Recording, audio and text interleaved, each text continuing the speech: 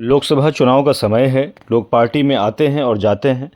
जहां एक तरफ आप देख रहे हैं कि कांग्रेस पार्टी में सीनियर लीडर कांग्रेस पार्टी छोड़ करके भाजपा का साथ दे रहे हैं, लेकिन ऐसे समय में एक बड़ी खबर ये आ रही है कि पूर्व आईपीएस ऑफिसर करुणा सागर ने कांग्रेस पार्टी के मुख्यालय में 24 अकबर रोड में कांग्रेस की सदस्यता ग्रहण की। उन्होंने इस अवसर पर कहा कि कांग्रेस पार्टी देश के लिए क्यों ज़रूरी है, चूँकि कांग्रेस संविधान पर यकीन रखती है और संविधान जो है वो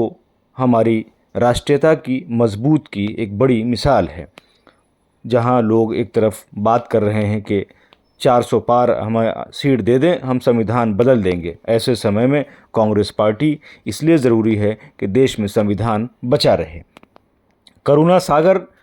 बता दें आपको कि ये 1 साल पहले ही आरजेडी की सदस्यता ग्रहण की थी और आरजेडी के ये प्रवक्ता भी थे। लेकिन जब उनसे सवाल किया गया कि आप कांग्रेस पार्टी क्यों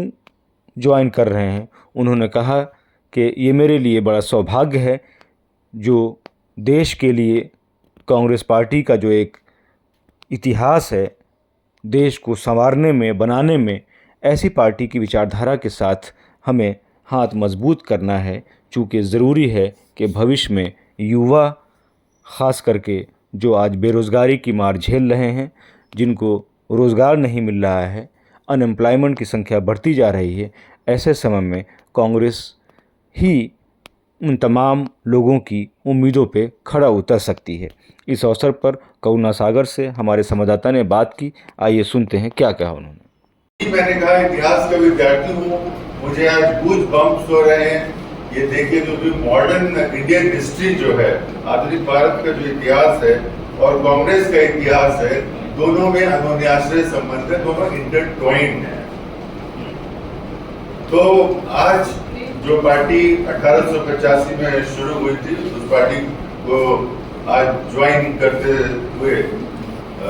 मुझे अत्यंत खुशी हो रही है। और जैसा आज देश का माहौल है,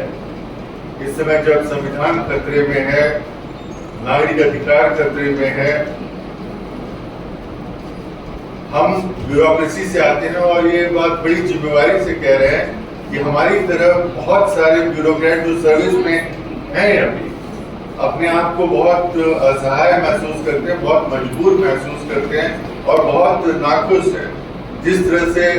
हाल के दिनों में राजनीति की जा रही है, आपने मणिपुर की घटना देखी, आपने इसी दिल्ली में जंतर मंतर में पहलवान बच्चियों के साथ क्या हुई उन्होंने आपने देखी। तो आज ये जो लड़ाई कांग्रेस पार्टी लड़ रही है देश के स्तर पर, मैं अपने आप को इस पूरी लड़ाई में, इस पूरी मुहिम में एक गिलहरी की भूमिका में रहना देखता हूं और इसीलिए मैं आदरणीय मोहन प्रकाश जी और सभी कांग्रेस के शीर्ष नेताओं का एक बार दिल से धन्यवाद। जगह जगह बात हो रही है, युवाओं में एक तरह से बेचैनी है, अनएम्प्लॉयमेंट का इशू बढ़ रहा है, ऊपर से संविधान को खतरा है। ऐसे समय में जहां कांग्रेस पार्टी से बड़े दिग्गज नेता जो कांग्रेस छोड़ के जा रहे हैं, आप कांग्रेस परिवार में आप हिस्सा बन रहे हैं, तो क्या एक बड़ा आपको लग रहा है कि ज़रूरत कांग्रेस की क्यों हो रही है? देखिए, मैं पिछले 1 साल से ही जो इंडिया अलायंस है उसका भाग रहा हूँ और कांग्रेस रियल में अगर पूछे तो एक अगर ऑल इंडिया पार्टी है तो वो सिर्फ कांग्रेस है, जिसका जनाधार देश के हर राज्य में, हर क्षेत्र में है। और ये जो संघर्ष है संविधान बचाने की, जिस संविधान को बाबा साहब ने बनाया,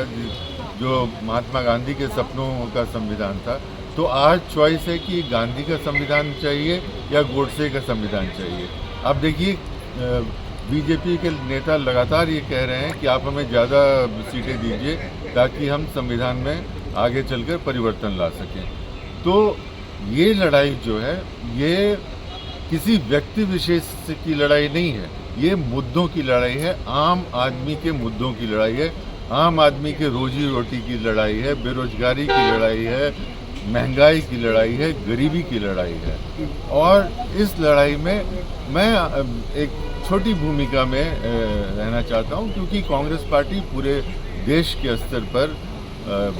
इंडिया गठबंधन को लीड करते हुए ये लड़ाई लड़ रही है और मैं इसमें एक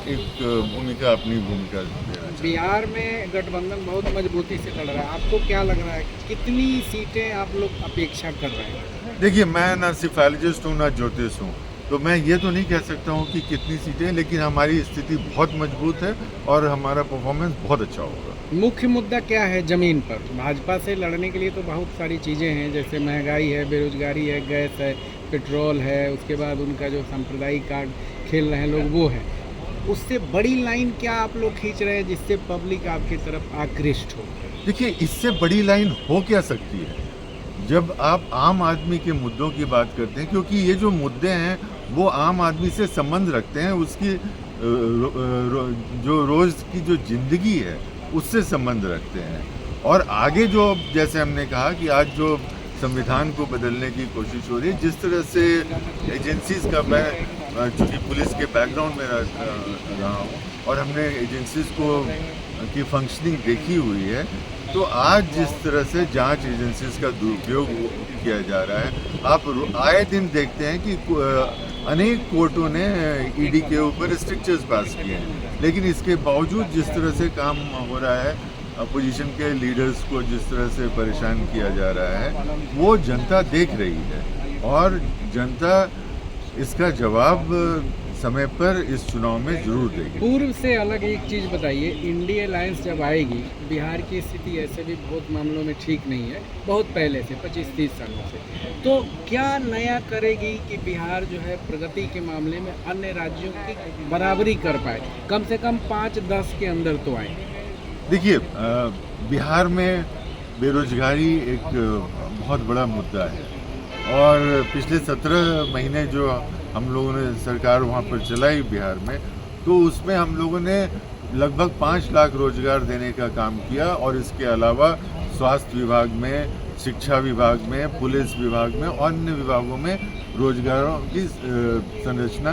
की गई।